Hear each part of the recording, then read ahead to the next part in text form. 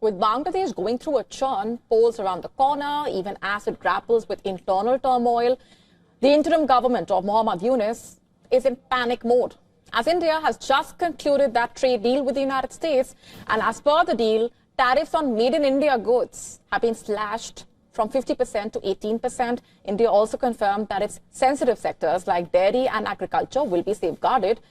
Now, this carries huge implications for India's textile sector. The US, remember, accounts for over 1/4 of India's textile exports. After 50% tariffs were imposed on Indian goods, there was a 31% decrease in textile and apparel exports to the United States. As the tariff rate has now been slashed to 18%, the country has got an edge as compared to Bangladesh, which faces duties of 20%. Now, this will strengthen India's position in apparel and industrial exports to America. India's gain has direct impact on Bangladesh, as it is the world's second largest exporter of textiles. In the year 2024, for instance, Dhaka exported textiles worth more than $7 billion to the US, making it the second largest importer of Bangladesh's textiles. And with the country considering that India has a larger domestic cotton base and an integrated supply chain, Bangladesh risks losing out in the bargain. While Bangladesh had a competitive advantage over India with its products gaining preferential access to the European Union, this is not the case anymore. After signing its largest ever trade deal with the European Union, India secured elimination of duty on textiles. And rattled by this, Yunus immediately called on the EU to initiate negotiations to secure similar trade terms for Dhaka. He stressed on the need to protect its trade priorities as Bangladesh's duty-free access is expiring in a few years' time, especially if it loses its least developed country status. And as Bangladesh struggles to maintain its competitiveness, it is also battling a strike by textile mills back home, resulting in losses of almost $2 billion and reduction in 50% of production capacity. More than 50 mills have been shut down as well, leaving thousands jobless. With elections scheduled, the textile sector crisis is also turning out to be one of the main challenges for the political landscape. The United States is stepping up for a war with Iran, it seems, even as it prepares for fresh nuclear talks with Tehran. After weeks of the escalating rhetoric, Washington and Tehran are now set to meet later this week. But on the ground and at sea, tensions have been rising fast. The US Navy is expanding its presence in the region. Warships and fighter jets are being deployed. Missile defense production is being ramped up. All of this, even as President Trump says he prefers diplomacy over war. But then is the region moving towards dialogue, or is it drifting towards war, remains the question.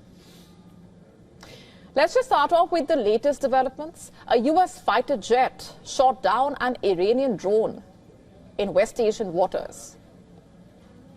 The Pentagon saying the drone was approaching an American aircraft carrier and was brought down in self-defense. And this incident came just hours after Iranian forces attempted to detain a US-flagged tanker in the Strait of Hormuz, one of the world's most critical oil routes. American warships intervened and escorted the vessel to safety.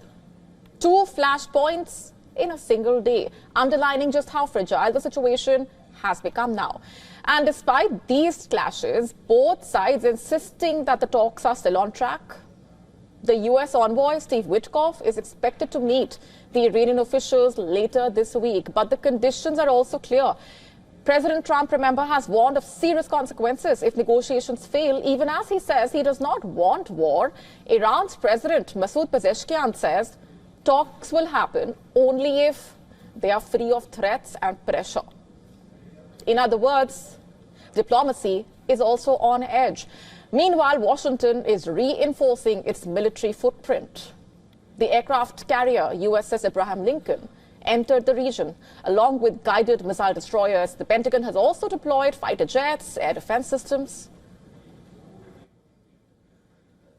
In fact, Trump has described the deployment as an armada meant to deter Iran and protect US interests, and officials are saying The buildup is defensive.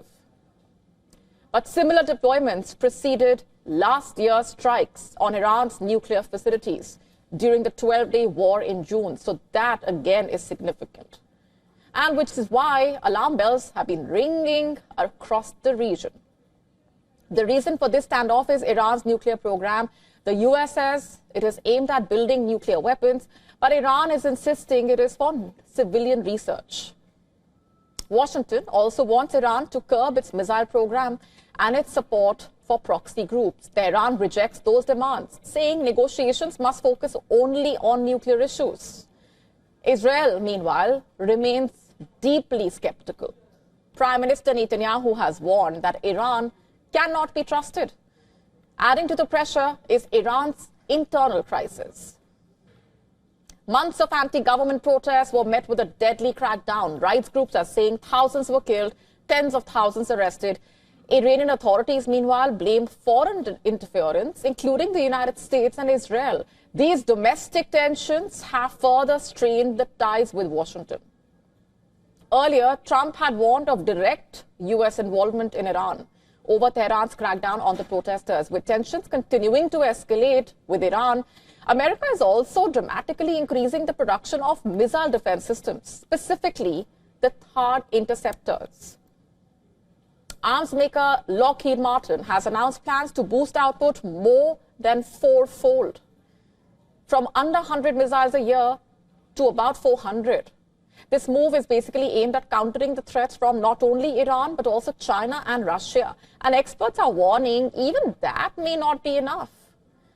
You see, during last year's Iran-Israel conflict, the US forces reportedly fired around 150 THAAD interceptors in just 12 days. And that exceeded annual production. Replenishing stocks could take years.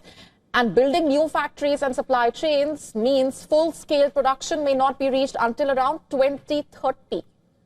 The Pentagon is also expanding production of Patriot missiles and naval SM-6 interceptors. At the same time, it is developing cheap alternatives like an anti-missile system, though it's still in early stages. The message, though, is absolutely clear at this point. Washington is preparing for the absolute worst, even as it hopes for the best, it seems. Of course, diplomacy is moving forward, but then so are the warships, the fighter jets, and the missile factories.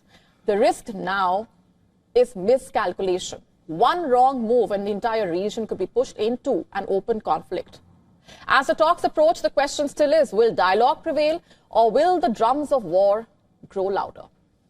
Switching gears for now, Russia's relentless assault on Ukraine continuing a day after launching this year's deadliest missile barrage on Kiev and other parts. Russian drones struck Zaporizhia, Odessa, eastern Ukraine.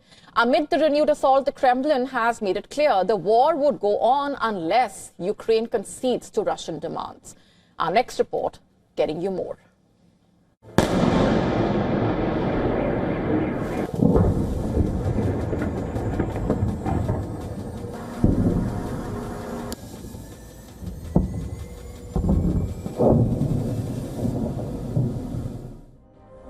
Another day, another round of deadly strikes. Sirens blare, residences burn, and Ukrainians flee in panic as Russia rains drones and missiles on Ukrainian cities. A day after launching the deadliest missiles barrage of the year, Russian drones wreaked havoc in Zaporizhia and Odessa. Ukraine says that Russia launched yet another deadly attack on eastern Ukraine. Ukrainian authorities say that Russian forces used cluster munitions to target a market. With Russian forces on the advance, Ukraine has begun evacuating residents from the front lines in Zaporizhia. Ukrainian authorities say the villages have come under intensified attack. If you compare it to a month ago, back then it was fairly easy to get in and out here. Buses were still running. Now a month has passed, and every day, every week, we see more destruction and greater risk of entering towns like these. Ukraine has hit back at Russia. It launched yet another attack on Belgorod. The drone strikes plunged the Russian border city into darkness. Moscow's renewed offensive came just ahead of the second trilateral in Abu Dhabi. In a sign of things to come, the Kremlin has made it clear the war in Ukraine would continue unless Kiev gives in to Moscow's demands. The issue of territory is expected to come up crucially in the talks. Russia has demanded Ukraine to concede Donbass. It has already warned that it would seize the rest of eastern Ukraine by force if diplomacy fails. Large-scale attacks on critical energy infrastructure have pushed Ukraine on the back foot. Thousands across the country are without power and heating. Temperatures have dropped to as low as -20 degrees Celsius. For Ukrainians, both time and patience is fast running out. Obviously, the war will end through negotiations, but it won't happen this month or even this year. People will continue to die, and I really don't want Ukrainians to wait for that day, because it will not come. The war will go on for centuries, on and on. As Russia dials up the offensive, Ukraine finds itself in a tough spot. The message from Moscow seems clear. Make concessions or brace for the worst.